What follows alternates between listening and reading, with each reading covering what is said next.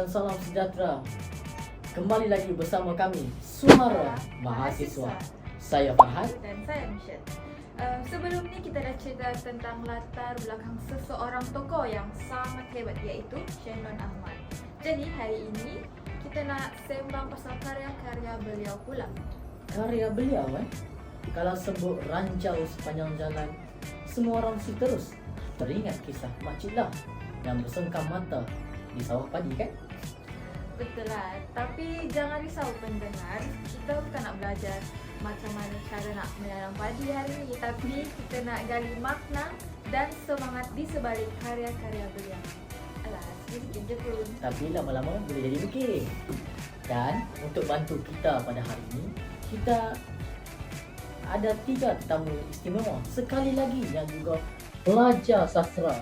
Kita sambut Alia dan juga Haslina. Baiklah, mari kita mulakan dengan tetamu kita yang pertama, iaitu Alia. Boleh tak kongsikan sedikit jenis karya yang beliau hasilkan? Boleh.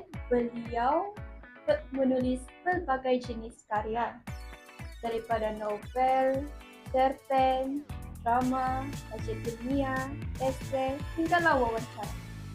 Kalau nak ikut data, beliau hasilkan 18 buah novel, 14 koleksi cerpen, 1 drama, 9 kajian ilmiah, 8 esei dan kritikan, dan 2 buku wawancara. Banyak kan? Banyak betul karya beliau. Saya rasa kalau kita nak baca satu hari pun mungkin habis bila saya dah jadi datuk nanti. Alah, dari tadi. Betul lah. Malah kalau kita nak sebut satu-satu karya beliau hari ini, Sampai esok pun tak siap ni kalau kita sebut semua karya beliau. Betul. banyak sangat. Tapi antara karya beliau yang terkenal ialah Ranjau Sepanjang Jalan. Serenjen, Serenjen, Sampah dan Patret. Arch. Okey, saudari Alia. Daripada semua karya beliau, novel mana satu yang paling meninggalkan kesan terhadap diri kamu? Novel yang paling meninggalkan kesan tapi sebelum ni saya ada bagi tahu novel yang paling meninggalkan kesan ialah Ranjau Sepanjang Jalan. Kerana jalan ceritanya tentang penderitaan keluarga petani miskin yang berjuang nasib dan alam.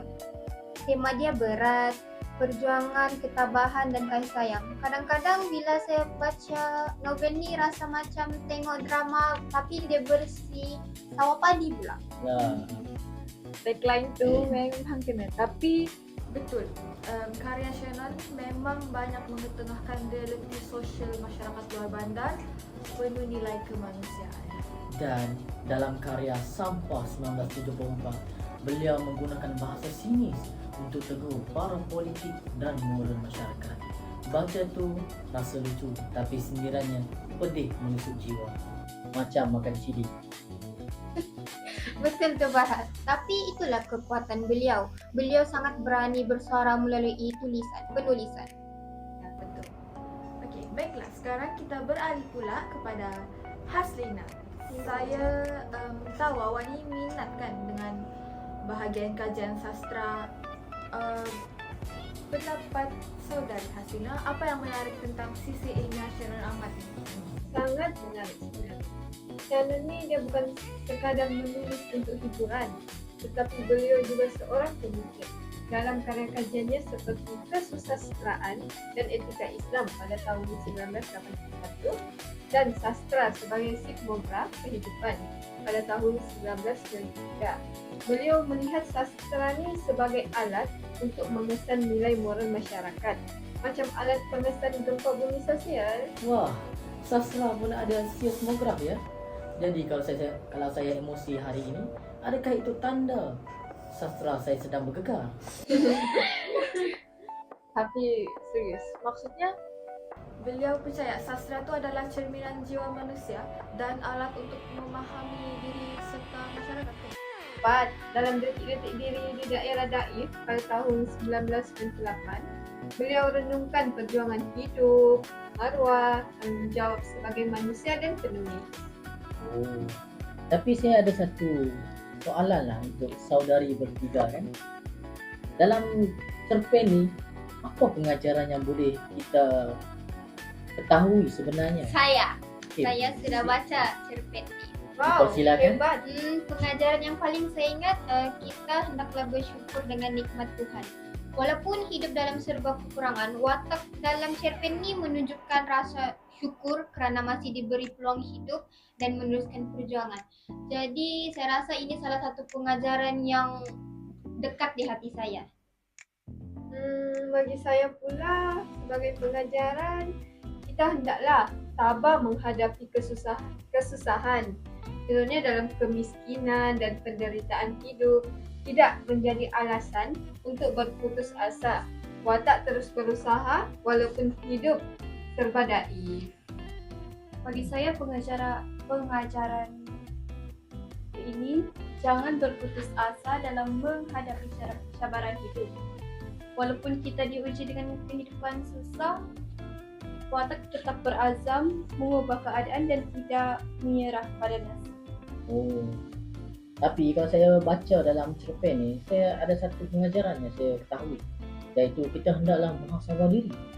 Dalam cerpen ni menekankan pentingnya menilai kembali diri, kehidupan dan tujuan hidup untuk menjadi manusia yang lebih berguna. Kita dah tahu karya dan pemikiran beliau, jadi kita dah sampai ke penghujung rancangan. Sebelum saya sudahi rancangan kita hari ini, saya nak dengar satu perkataan atau nilai daripada tamu yang menggambarkan semangat karya Syahnun Ahmad dalam diri kamu. Semangat yang menggambarkan Syahnun Ahmad bagi saya perjuangan. Kalau bagi saya pula kemanusiaan. Kalau saya, selain perjuangan, tanggung jawab sosial. Wah, pendek tapi sangat padat. Semua nilai itu memang wujud dalam karya beliau. Ya, jadi terima kasih kepada tetamu kita iaitu Alia dan Haslina atas perkongsian yang menarik dan lawak yang spontan tadi. Dan kepada semua pendengar Suara Mahasiswa, ingatlah sastra bukan sekadar karya lama dalam buku teks ataupun hiburan, tapi cerminan kehidupan sebenar yang terus hidup dalam jiwa kita. Saya Michelle. Dan saya Farhan. Jumpa lagi dalam episod seterusnya hanya di Suara Mahasiswa. Bye-bye. Bye.